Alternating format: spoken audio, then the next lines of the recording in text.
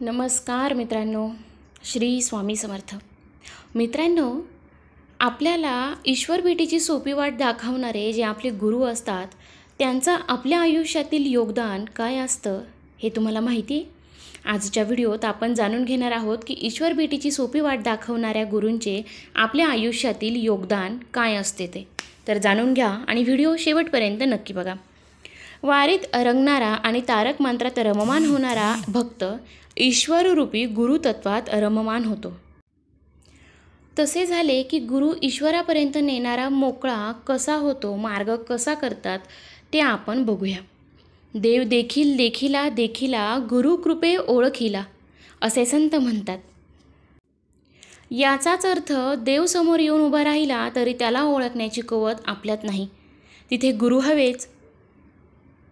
आषाढी एकादशीचे वारे वाहत असताना पांडुरंगाजवळ जाणारी वाट गुरूच्या सान्निध्यात राहून लवकर कशी पोहोचते याचा खुलासा करणारा आजचा हा व्हिडिओ आहे.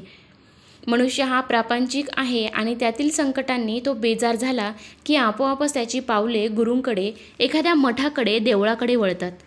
अशा वेळी त्या कोसळून पडलेल्या मनाला आधाराची गरज असते. सद्गुरूच आपल्या जीवनातील मोठा आधार आहेत. त्यांच्या जीवावर आपल्याला उड्या मारतो. मठात गेले आणि महाराजांसमोर उभे ठाकले की डोळ्यांतून अश्रूंची धार लागते. किती सांगू आणि किती नको असे होऊन जाते. देहभान विसरून आपण त्याच्या कानात सर्व काही सांगतो आणि क्षणात परमोच्च समाधानाच्या लाटेवर आरूढ होतो. मनातील घालमेल, जीवाची तगमग शांत होते. कारण आपला विश्वास, श्रद्धा काम करू लागते. ते आहेत आणि ते आहेतच या दोन शब्दांत आपले संपूर्ण जीवन गुंफले आहे. महाराजांचे अस्तित्व आणि आपण जेव्हा एकच होतो तेव्हा होणारा हा दुग्ध शर्करा योग अविस्मरणीय आणि अनमोल भक्तीचा मेरुमण्य ठरतो. आयुष्यात प्रत्येक गोष्ट करताना आत्मविश्वास दिसतो. स्वामी सेवेसाठीच आपला जन्म आहे हे एकदा मनात ठाम झाले की मग सर्वच सोपं होऊन जातं. हळूहळू षडरिपू कमी होऊन प्रापंचिक समस्यांचा दाह जाणवेनासा होतो आणि मग स्वामी माझा, मी स्वामींचा अशा अवस्थेत पुढील आयुष्य कसे व्यतीत होतं ते आपल्यालाही समजत नाही. स्वामी जयंती असो अथवा पुण्यतिथी, आपला एकही क्षण त्यांच्याशिवाय नाही. लेकराला आई जसे दूर करत नाही तसं एकदा त्यांच्या शाळेत नाव घातले की अखेरपर्यंत आणि पुढील अनेक जन्मही आपण आणि ते समीकरण कन्फर्म होतं. मग ते करतील ते आणि नेतीलही तसे. त्यांच्या इच्छा आणि आपल्या एकच होतात. नामस्मरणाचा आलेख जसं जसा उंचावत जातो ना तसं भक्ती आणि श्रद्धा हा विश्वास वाढत जातो. हा विश्वास अभेद्य ठेवणं हेच आपलं काम. एक क्षण असा येतो की काहीच नको असे वाटायला लागतं. सगळ्यातून आपलं मन विरक्त होऊन हळूहळू त्यांच्या चरणी स्थिरावत जातं. अध्यात्म ही आयुष्यातील खडतर परीक्षा आहे. काहीतरी मिळवण्यासाठी या वाटेवरून चालणारे तुम्ही आम्ही कालांतरे महाराजांच्या सेवेत इतके एकरूप होतो की काय मागायचं आहे तेच विसरून जातो. पण हा क्षण येण्यासाठी लागतो तो संयम. अनेक वेळा आयुष्यात आजचा दिवस खूप त्रासदायक असतो, उद्याचा बरा असा असतो, पण परवाचा दिवस सुखाची बरसात करणारा असतो. पण कित्येक वेळा असे दिसून येते की आजच्या दिवसातील कष्टामुळे आणि उद्याच्या यातना सहन न झाल्यामुळे मनुष्य सुखाची पहाट पाहण्यापूर्वीच हात टेकतो, हतबल होतो. म्हणूनच संयम हवा. मोक्ष कोणी पाहिलाय? तुम्ही आम्ही कोणी?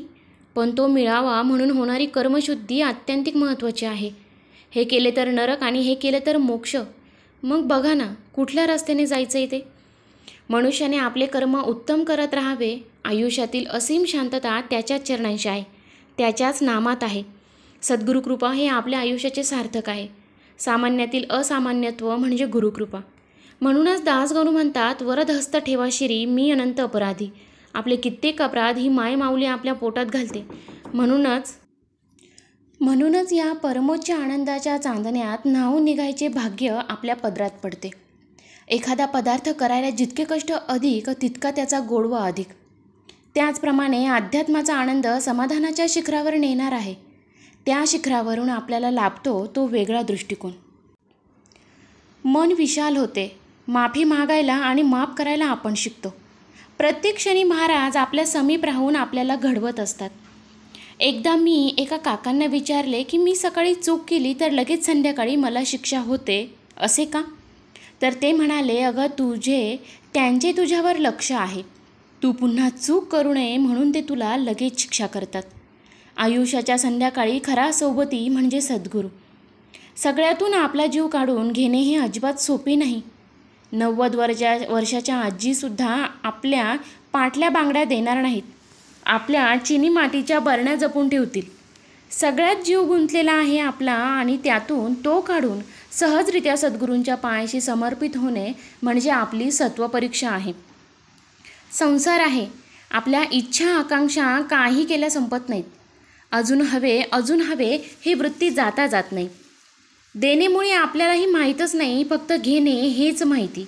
त्यामुळे अध्यात्मरूपी महासागरात आपली नाव सुरुवातीला हेलकांडते आणि मग हळूहळू स्थिर होते. महाराज, ही प्रेरणा आहे, आत्मविश्वासाची देणगी आहे, सुखाची परिसीमा आहे, जीवनाची आनंद यात्रा आहे, जीवनाची इतिपूर्तता आहे. टाळ चिपळ्या मृदुंगाच्या आवाजात विठ्ठलाचे स्मरण करत विठ्ठलाच्या नामात तल्लीन होणारा वारकरी आणि तारक मंत्र म्हणताना भावविवश होऊन आपल्या साश्रू नयनांनी सद्गुरूंच्या सेवेत रममान झालेला भक्त एकच आहे. त्यातच एकच तत्व आहे आणि ते म्हणजे गुरुतत्व. अनंतकोटी ब्रह्मांड नायक महाराजाधिराज योगीराज परब्रह्म सच्चिदानंद भक्त प्रतिपालक अक्कलकोट निवासी श्री स्वामी समर्थ महाराज की जय. तर तुम्हीसुद्धा स्वामी सेवेकरी असाल तर कमेंटमध्ये श्री स्वामी समर्थ लिहायला विसरू नका. व्हिडिओ कसा वाटला कमेंटमध्ये नक्की सांगा आणि व्हिडिओला लाईक करा, शेअर करा आणि चॅनलवरती नवीन असाल तर चॅनलला सबस्क्राईब करायला विसरू नका. धन्यवाद.